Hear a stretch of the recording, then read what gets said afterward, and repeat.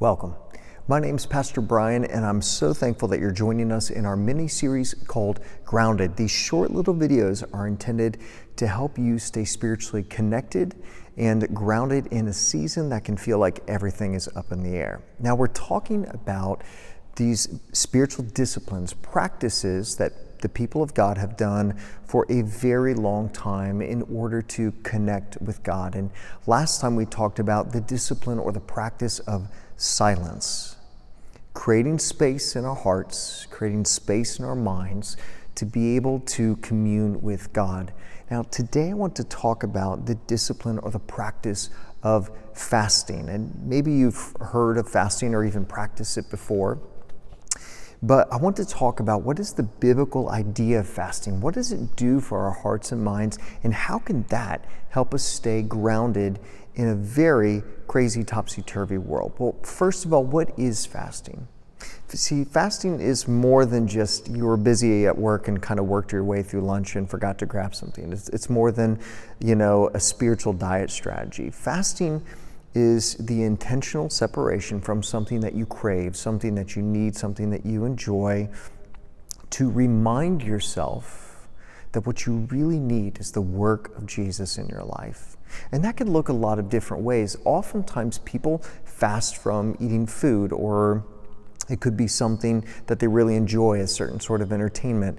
A number of people have found it to be really helpful to fast from certain things like technology or social media. However it takes its form, it comes down to this idea of I'm going to remove something that I crave, that I love, because at the end of the day, what we crave ends up becoming what we worship. And I want to separate that out from my life and my routine. And whenever I feel the pain of that, the pull of that, I remind myself in that moment, what I really need is God. See, it's intentional. And while we're fasting, it's also focused on a heart of worship and attitude towards God. Let's look at just one passage. The Bible is replete with examples of men and women of God who were fasting, whether it be for moments of prayer, for God to step in their lives, moments of lament. Let's just look at one of those today as we talk about fasting together. From Matthew chapter 4. Now, this is right after the baptism of Jesus, and he is about to embark on his ministry. And in this incredible moment of preparation, right, there's going to be a lot of challenges ahead. There's going to be a lot of miracles ahead. And ultimately, there's going to be the cross that lies ahead for Christ. And in this time of preparation, he goes to fast. And he goes to fast in the wilderness where he experiences temptation. Let's look at what it says in Matthew chapter 4. Matthew chapter 4, verse 1. Then Jesus was led up by the Spirit into the wilderness to be tempted by the devil. After fasting 40 days and 40 nights, he was hungry. And the tempter came to him and said to him, "If you are the Son of God, command these stones to become loaves of bread."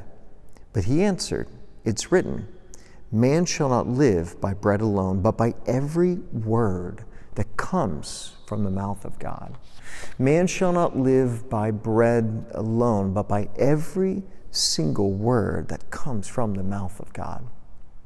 See, what Jesus recognized in this moment, in this time of fasting where he's separating himself from eating and to focus and prepare his heart, to cultivate the soil of his spiritual life to meet with God, in that place, Satan comes to tempt him and says, hey, this thing that your stomach is crying out for, this thing that your body is experiencing the withdrawals from, it would be so easy, since you're God and you have this power, it'd be so easy just to snap, and there's a nice rustic sourdough loaf right there that you can kind of tear into. And yet Jesus has this amazing response. He says this, that, when we talk about food, when we talk about fasting, man shall not live by bread alone. See, for Jesus, fasting was this poignant, very physically felt reminder that what we need in our lives is so much more than just another meal, right? And even in the cycles that we're physically wired to need food, and when you wake up hungry, or you get some exercise, and what you really want is food, and we're wired to go, what I just need is one more meal. I just need the next the next course. I just need the next dessert. But the reality of it is that Jesus points out was you do physically need food, but you know what you need just as much of, and in fact even more?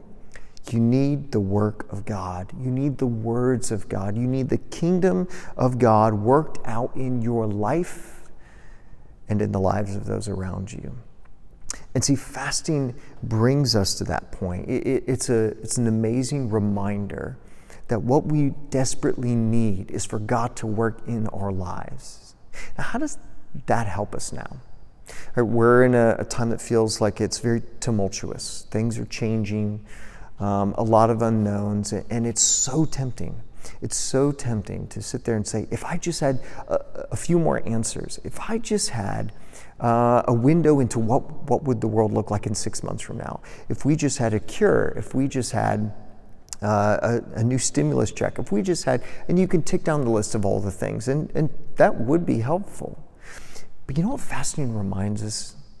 Is that there's so much more to our existence than one more meal, than one more question answered, one more paycheck that comes in the door, that in a profound sense, we are desperately in need of the work of God in our lives just as much and more so than those many other very practical, pragmatic things that comprise day in and day out living. In this season, try fasting as a way to stay spiritually grounded, to get off the hamster wheel of if I just had next, then I'd be okay. To remind ourselves what we desperately need is for the work of Jesus to break into our hearts and to break into our world. Maybe for you that looks like picking something that you crave. It might be food, it could be social media. It could be the news cycle and hitting refresh to see what the new topic is that's come up. Take some time and say, I'm going to take some space away from that. When I typically would be doing that, I'm going to dedicate that time instead to pray and to remind myself to worship God and to remember that the very breath we breathe is a gift from Him.